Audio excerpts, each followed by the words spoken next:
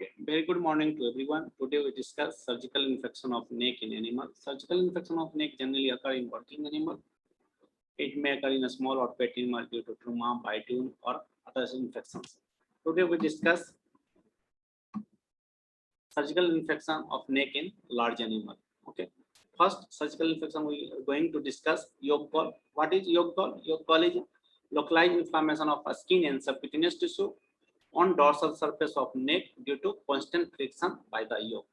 क्या होता है? yolk के constant friction से neck के skin और subcutaneous tissue separate हो जाते हैं, जिसमें सीरम और inflammatory fluid accumulate हो जाता है, जिसके कारण swelling notice होती है. स्वेलिंग की साइज डिपेंड वेरी करता है, स्मॉल भी हो सकता है, लार्ज हो सकता है. जनरली स्वेलिंग सर्कुलर शेप में होते हैं. ठीक है, तो इसके क्या है इटियोलॉजी? इटियोलॉजी है constant friction of neck by yoke. Okay, इसके कारण क्या होता है? स्किन और सबक्यूटेनियस टिश्यू सेपरेट कर जाता है, उसमें सीरम और या इन्फ्लेमेटरी फ्लूइड क्या जो होते हैं वो एक्युमुलेट हो जाते हैं, जिसके कारण स्वेलिंग वहां पे हो जाता है. ठीक है, तो इसके इटियोलॉजी क्या है? Constant continuous pressure of yolk on the neck. There is some predisposing factor that predispose the formation of yolk gall. It include young age of animal. क्या होता है? young age में animal के स्किन जो होते हैं वो टेंडर होते हैं, जो इजीली सेपरेट हो जाते हैं सबक्यूटेनियस टिश्यू से. सिमिलरली ओल्ड एज में क्या होते हैं? स्किन इनएलास्टिक हो जाते हैं, तो वो भी प्रीडिस्पोज करता है formation of yolk gall. Other factor हैं uneven road, unequal pair, rough surface of yolk, gestation of animal in early age or late age.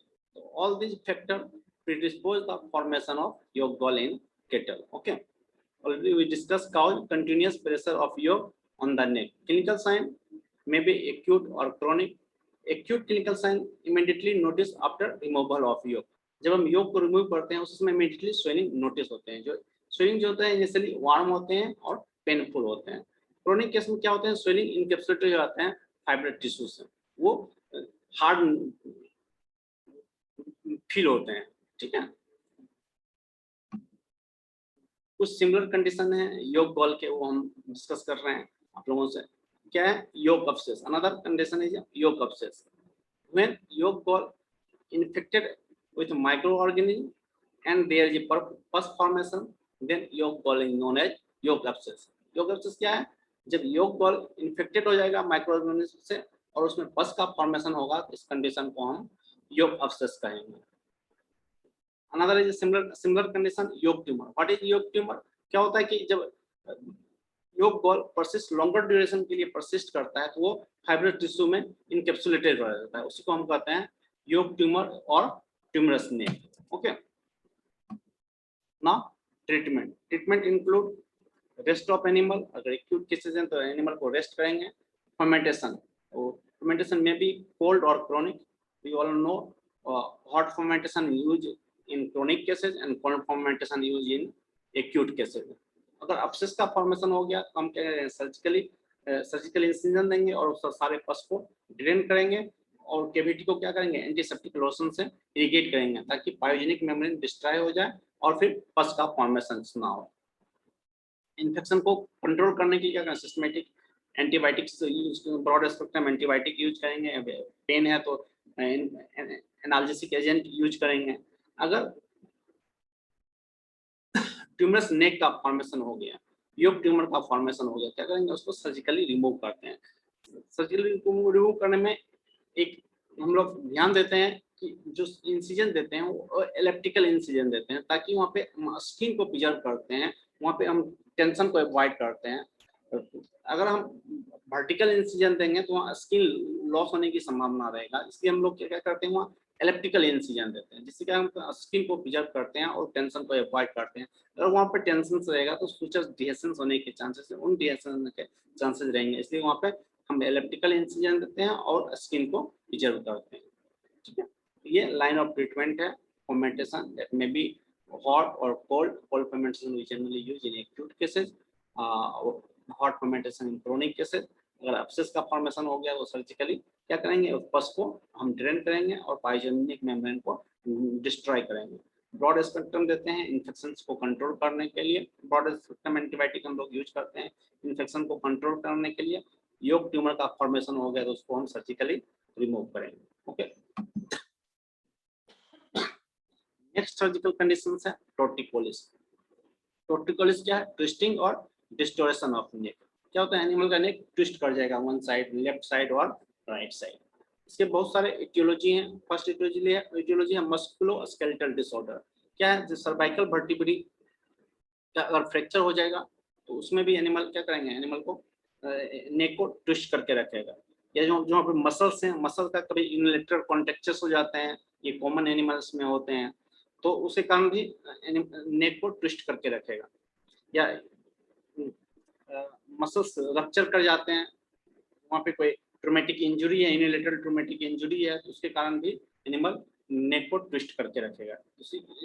Twisting और डिस्टोर्शन ऑफ नेक को हम लोग कहते हैं टॉर्टिकोलिस। तो इसकी इटियोलॉजी क्या है? Musculoskeletal disorder.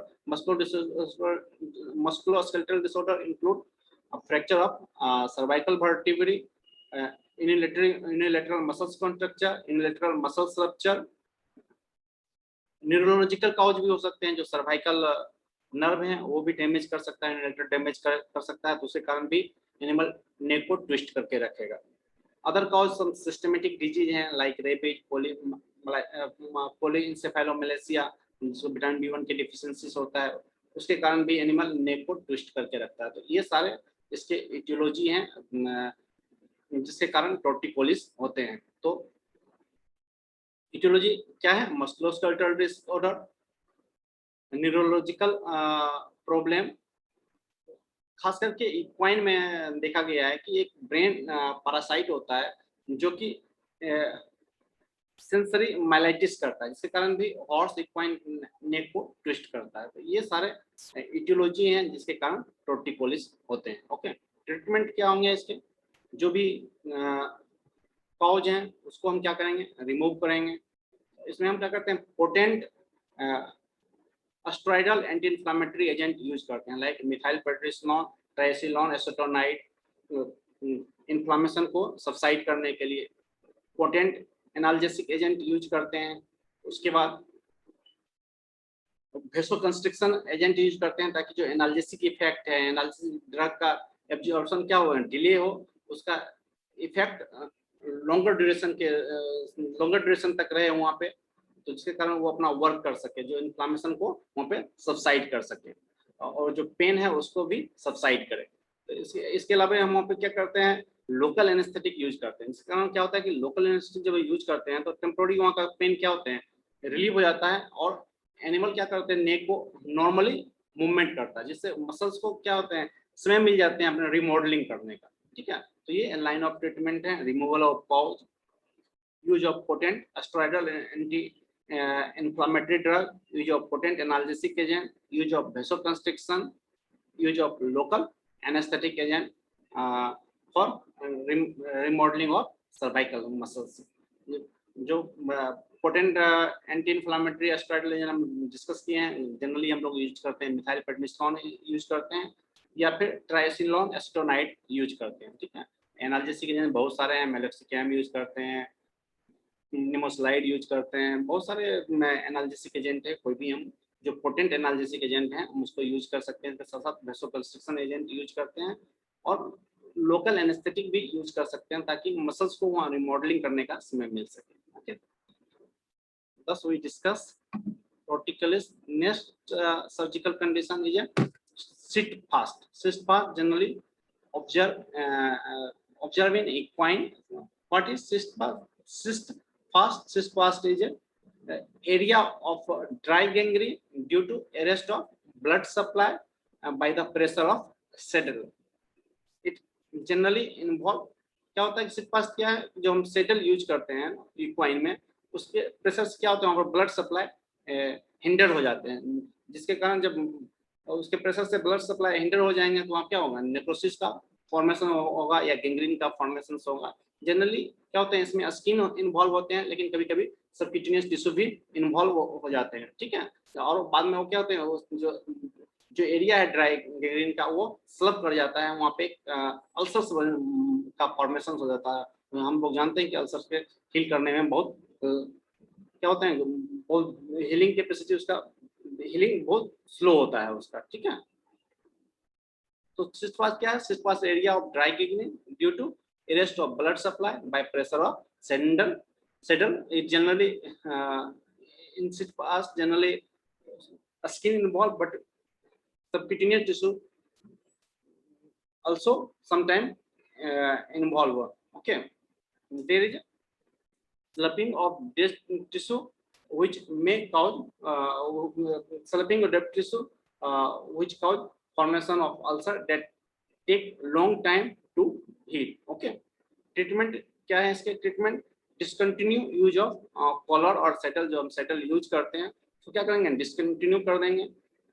और जो सुपरफिशियल टिश्यू जो डेड कर गया है तो क्या करेंगे? हम रिमूव करेंगे और रेगुलर ड्रेसिंग करेंगे जब तक कि वहाँ पे हील ना कर जाए। और एक फ्लाई रिपेलेंट यूज करते हैं ताकि फ्लाई उस पर फ्लाई उसको इस एरिया को इन्फेक्ट ना करे। अगर फ्लाई उस पर बैठेंगे तो क्या होंगे? वहाँ पे फिर एरिया पे वो मैगोट का फॉर्मेशन के चांसेस रहेंगे, इसलिए क्या करते हैं? वहाँ फ्लाई रिपेलेंट यूज करते हैं ताकि फ्लाई उस एरिया पे ना बैठे, ठीक है। नेक्स्ट सर्जिकल कंडीशन लीजिए फिस्टुलस उदर। फिस्टुलस उदर क्या है? फिस्टुलस उदर इज साइनस और blind purulent fistula in the region of withers. क्या है ये? उदर के रीजन में ब्लाइंड प्रूलेंट फिस्टुला का फॉर्मेशन हो जाता है, उसमें पस का डिस्चार्ज होते रहता है, ठीक है। ये क्या है कि नेक रीजन में न्यूट्रल लिगामेंट और वर्टिब्री के बीच, सर्वाइकल वर्टिब्री के बीच में पार्टिकुलर T2 थोरेक्सिक जो वर्टिब्री है T2 से T5 के बीच में सुप्रा स्पाइनल वर्सा होता है, ठीक ना। तो वो ill fitting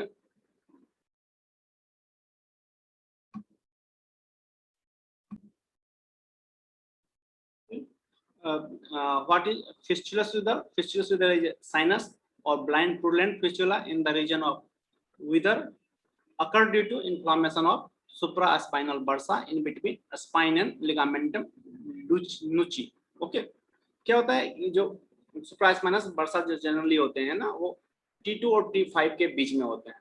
What is ligamentum nuchae?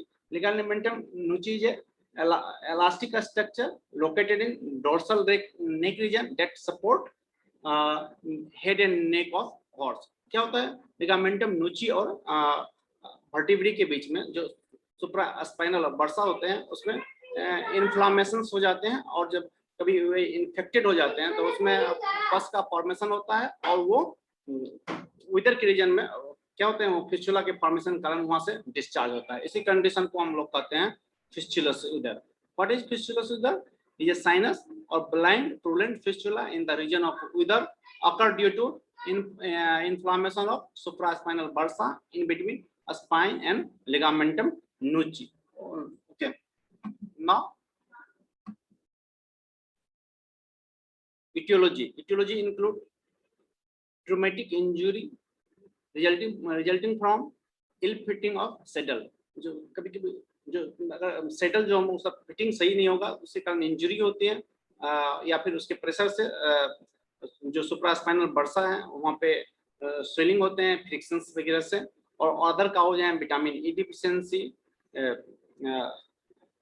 Some systematic disease like Brucella abortus, infection of Brucella abortus, actinomycosis, filarial parasite also cause fistulous udder. Okay, so what are different cause of fistulous udder? Traumatic injury from ill fitting of saddle, deficiency of vitamin E,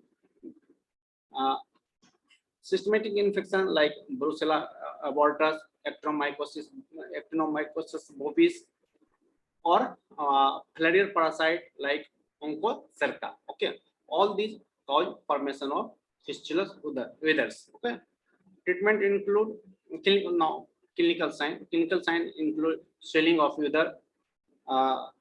There may be some systemic sign like pain, fever, lameness, swelling also observed in others area. Okay, others area. Okay, so clinical sign include swollen weather, sign of fever and pain, and drainage of pus in the region of fistula. Swelling may also observed in other part of body. Okay, all these are clinical signs. Now, treatment. Treatment include discontinue the use of saddle. जो हम settle use करते हैं उसको discontinue कर देंगे, animal को rest में देंगे, रेस्ट में रखेंगे.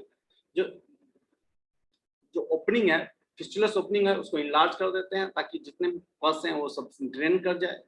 वहाँ पे लोकल एंटीसेप्टिक और एंटीबायोटिक्स यूज करते हैं ताकि जो इन्फेक्शंस हैं उसको हम कंट्रोल करें, और systematic antibiotic anti-inflammatory agent use करते हैं जो सुप्रास्पाइनल बर्सा में इन्फेक्शंस हो जाते हैं, इन्फ्लेमेशन हो जाते हैं, उसको कंट्रोल करने के लिए. जो टिश्यू वहाँ पे नेक्रोज आ जाते हैं उसको रिमूव करते हैं ताकि जब वहाँ पे डेड टिश्यू रहेगा तो वो हीलिंग को क्या करता है, डिले करता है. इसलिए जो भी डेड टिश्यू है, नेक्रोज टिश्यू है, उसको हम रिमूव कर देते हैं. ट्रीटमेंट क्या हो गया, discontinue the use of shader, keep the animal on the rest, enlarge the sinus opening to allow drain of pus, local application of antiseptic and antibiotic to control the infections. We also use systematic antibiotic and anti-inflammatory agent to control infection and inflammation of supraspinal bursa and remove dead tissue and necrosed tissue from the region of wither to stimulate healing. Okay, all these are line of treatment of fistulous weather. Okay, next, saddle gall.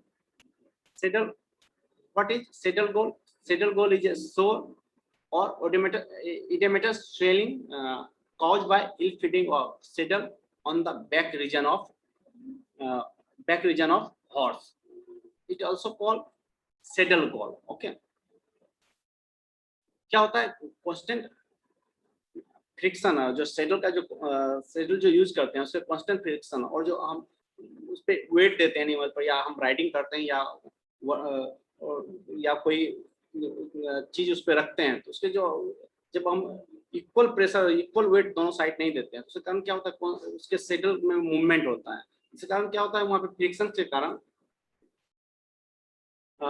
Skin और subcutaneous tissue में swelling हो जाता है. ठीक है, सब कभी हम ऑलरेडी डिस्कस किए थे योग कॉल में. तो वहाँ क्या होता है, योग कॉल में कभी क्या होता है, वहाँ पर माइक्रोऑर्गेनिज्म इन्फेक्शन हो जाता है, अब्सेस का फॉर्मेशन होता है. उसी तरह से यहाँ पे भी क्या होता है, ये जो स्वेलिंग होती है बैक रीजन में, वो क्या होता है, वहाँ पे कभी कभी वो माइक्रोऑर्गेनिज्म से इन्फेक्टेड हो जाते हैं और अब्सेस का फॉर्मेशन हो जाते हैं. तो इसका भी स्वेलिंग वेरीज करता है, स्मॉल साइज भी हो सकता है, लार्ज साइज हो सकता है.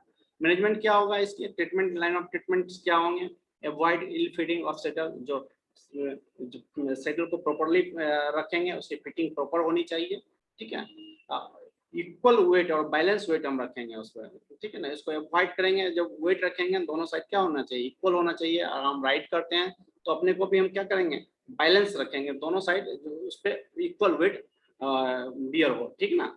नेक्स्ट है अवॉइड, जो यंग एनिमल है तो उसको पे हम अवॉइड करेंगे टू यंग लॉन्ग